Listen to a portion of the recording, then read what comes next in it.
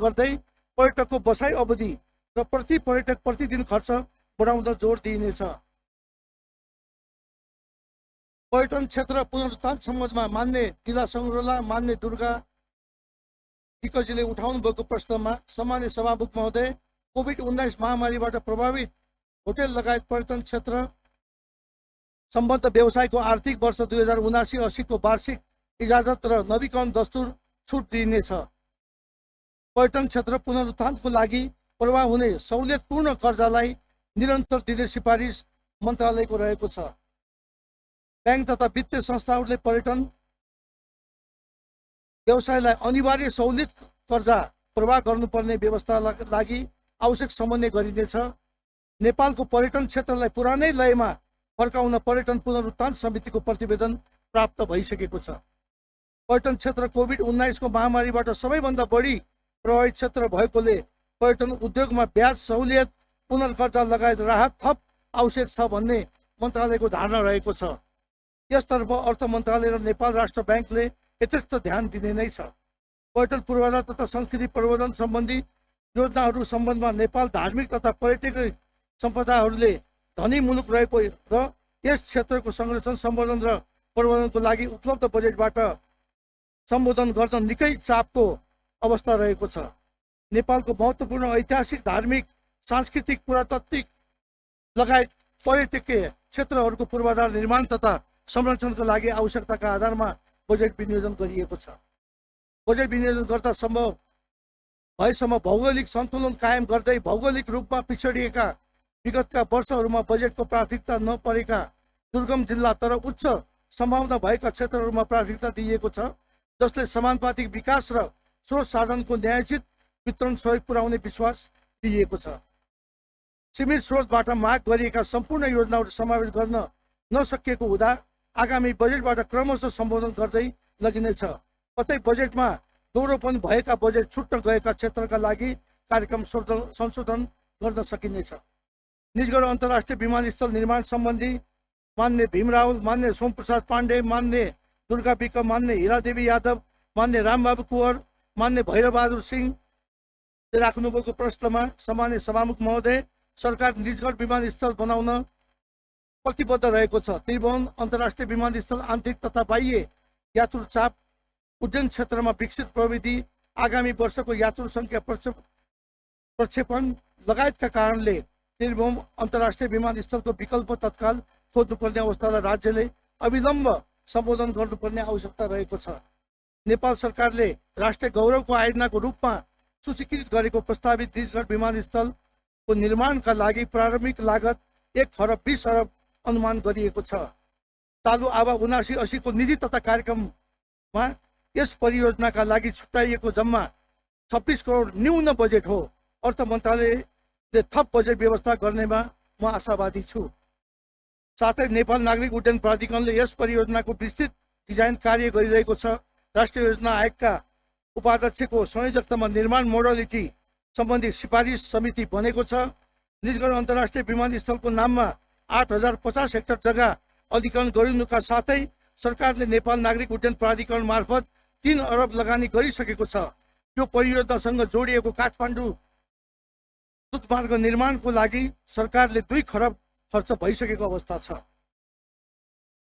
मान्य जिल्ला सङ्ग्रौला, मान्य पार्वती विसी, मान्य नवराज सिलवालजीले राख्नुभएको कुरामा सामान्य सभामुख महोदय, पुरानो विमान खरिद तथा हवाई सुरक्षा सम्बन्धमा उत्पादक कम्पनी र नियमकारी निकायले तय गरेको अन्तर्राष्ट्रिय मापदण्ड अनुसार निश्चित समयावधिमा पाट पूर्जा अनिवार्य रूपमा परिवर्तन गर्नुपर्ने, तालिका अनुसार मर्मत सम्हार गर्नुपर्ने हुँदा विमानहरू निश्चित समयपछि मात्रै पुरानो हुने विश्वव्यापी मान्यता रहेको छ। ब्रान्ड न्यू विमान बाहेक नेपालले दुर्गम उडानका लागि नन प्रेसराइज विमान ल्याउँदा 20 वर्ष र सुगम भेगमा उडान भर्ने मजौला तथा प्रेसराइज जहाज ल्याउन 15 वर्षको उमेर नियम बनाएको छ। यो नियमलाई हामी 5 वर्ष घटाएर क्रमशः 15 र 10 वर्षको बनाउने तयारीमा छौँ। हालै अन्तर्राष्ट्रिय नागरिक उड्डयन सङ्गठन आइकाओको अडिटले नेपालको हवाई सुरक्षामा उल्लेखनीय प्रगति भएको देखिएको छ। विश्वको औसत उडान सुरक्षा दर 67% र एसिया पेसिफिक क्षेत्रको औसत 63 रहेको सन्दर्भमा नेपालले हवाई इतिहासमै पहिलो पटक उडान सुरक्षा अडिटमा 70.1% अङ्क प्राप्त गरेको छ।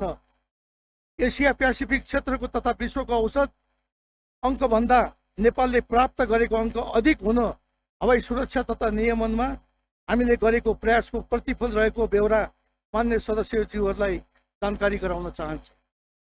अडिटले औलाएको विषयहरूमा मन्त्रालयले गम्भीर रूपमा लिई हवाई सुरक्षालाई मजबुत गरिनेछ। यसका साथै हवाई सेवा र सुरक्षा सम्बन्धी नीति विधि प्रविधि र क्रियाकलापमा समेत सुधारात्मक कार्यहरू अगाडि बढाइएकोले सेवाको गुणस्तर र विश्वसनीयता थप अभिवृद्धि हुने देखिन्छ। हवाई क्षेत्रलाई सुरक्षित विश्वसनीय र भरपर्दो बनाउन मन्त्रालय प्रतिबद्ध छ। त्यसका लागि कानुन कार्यविधि र संस्थागत पुनर्संरचना सुरु भएको छ। नागरिक उड्डयन प्राधिकरणलाई सेवा प्रदायक र नियमनकारी निकाय बनाइएको विधेयक मसौदा राष्ट्रिय सभाबाट पारित भई प्रतिनिधि सभामा आइसकेको छ। सरकारवालासँग छलफल गरेर यसलाई चाँडै अघि बढाइनेछ। नेपाली वायु सेवा कम्पनीले आफ्नो सदस्य मुलुकमा उडान निषेध गर्ने युरोपियन युनियनसँग निरन्तर भइरहेको छलफल सकारात्मक दिशातर्फ बढेका छन्। विमानस्थलमा सरसफाइका लागि अन्तर्राष्ट्रिय विज्ञहरूद्वारा तालिम दिने कार्य सकिएको छ। हिजो मात्र 80 जना प्रशिक्षार्थीहरूलाई मैले प्रमाणपत्र प्रदान गरेको छु।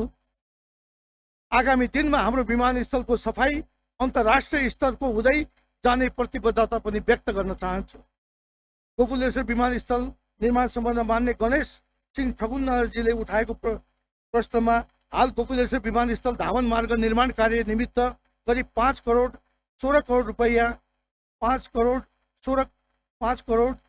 16 लाख रुपैयाँ सम्झौता भई आगामी आवक 79-80 मा 3 करोड रुपैयाँ विनियोजन भएको छ। विमानस्थल निर्माणका लागि गत वर्ष नै अर्थ मन्त्रालयबाट स्रोत सुनिश्चितता भएकाले कार्यक्रमको लागि बजेट अभाव नहुने विश्वास पनि दिलाउन चाहन्छु। हुम्ला विमानस्थल निर्माण सम्बन्धमा मान्य रङ्गमती साईजीले राखेको प्रश्नको जवाबमा सेमीकोट विमानस्थल हुम्लामा हालै हवाई सुरक्षाको प्रत्याभूति गर्नको निमित्त विमानस्थलको तारजाली मर्मत तथा धावन मार्गको स्तर उन्नति सम्पन्न गरी थप 6वटा जहाज तथा 3वटा हेलिकप्टर अटाउने एप्रोनको निर्माण कार्य भइरहेको छ। यस कार्यका लागि हालसम्म 22 करोड खर्च भई थप 8 करोड खर्च हुने अनुमान गरिएको छ। विमानस्थलको धावन मार्ग विस्तार गर्नको निमित्त डिपिआर तयार गरी जग्गा अधिग्रहण कार्य अगाडि बढाइएको छ।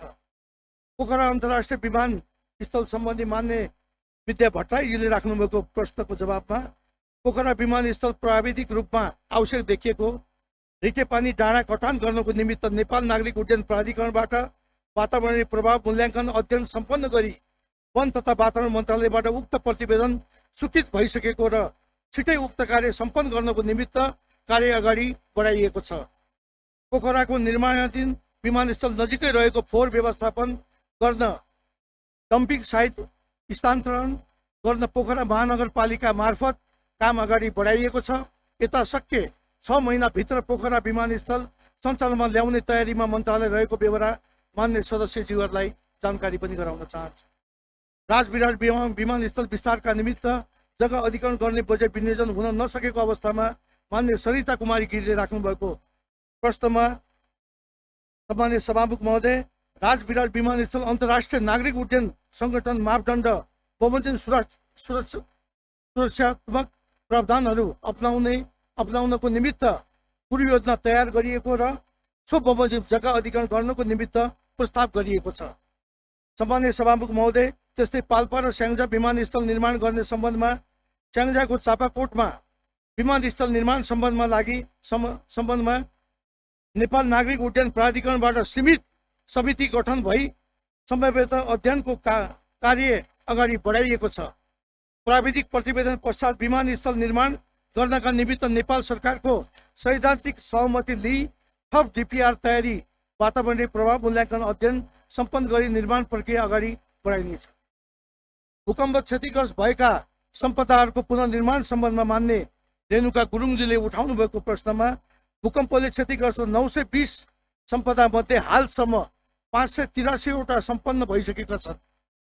चालु आर्थिक वर्षसम्म 700वटा क्षतिग्रस्त सम्पदाहरूको पुनर्निर्माण भइसक्ने र निर्माण बाँकी सम्पदाहरू आगामी 2 वर्षभित्रमा सम्पन्न गर्ने गरी कार्यक्रम अगाडि बढाइएको छ। यसका लागि आगामी आर्थिक वर्ष 2 अरब बजेट विनियोजन गरिएको छ। राष्ट्रिय पुनर्निर्माण प्राधिकरणबाट हस्तान्तरण भई आएका कार्यक्रमहरू समेत पुरातत्व विभाग मार्फत सञ्चालनमा रहेको बेहोरा मान्य सदस्यज्यूहरूलाई जानकारी गराउन चाहन्छु। पशुपति क्षेत्रमा 93 मध्ये 64वटा सम्पदा पुनर्निर्माण भइसकेका छन्। भूकम्पले भत्काइएको विश्वरूपा मन्दिर पुनर्निर्माणको काम अघि बढाइएको छ। त्यस्तै त्रिभुवन सत्तल, गुहेश्वरी मन्दिर सत्तल, जय बागेश्वरी मन्दिर लगायतका ठूला संरचना पुनर्निर्माण भइसकेका छन्। सम्मान्य सभामुख महोदय,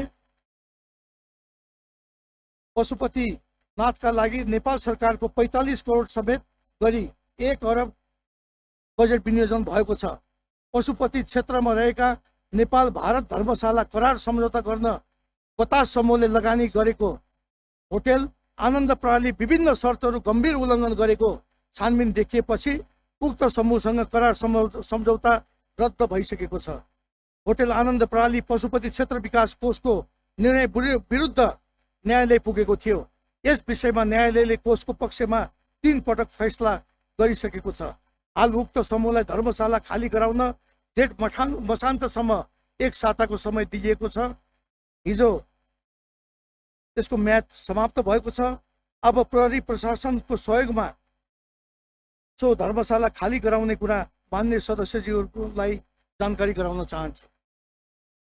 50 वर्ष पुगेका स्थलहरूलाई पुरातत्व विभागले संरक्षण गर्ने सम्बन्धमा मान्य मैना कुमारी भण्डारीले राख्नुभएको प्रश्नमा प्राचीन स्मारक संरक्षण ऐन 2013ले निर्देश गरे बमोजिम पुरातत्व विभागले यस विषयमा काम गर्दै आइरहेको छ। उक्त ऐन अनुसार 100 वर्ष पुरानो सम्पदा मात्र पुरातत्व विभागको कार्यक्षेत्रभित्र पर्ने हुँदा स्थलगत निरीक्षण गरी संरक्षण सम्वर्धनको कार्य गर्ने गरिएको छ। विश्व सम्पदा सूचीमा सूचीकृत भएका र सूचीकृत गर्नका लागि पहल गर्नुपर्ने 15वटा क्षेत्रमा बजेट व्यवस्था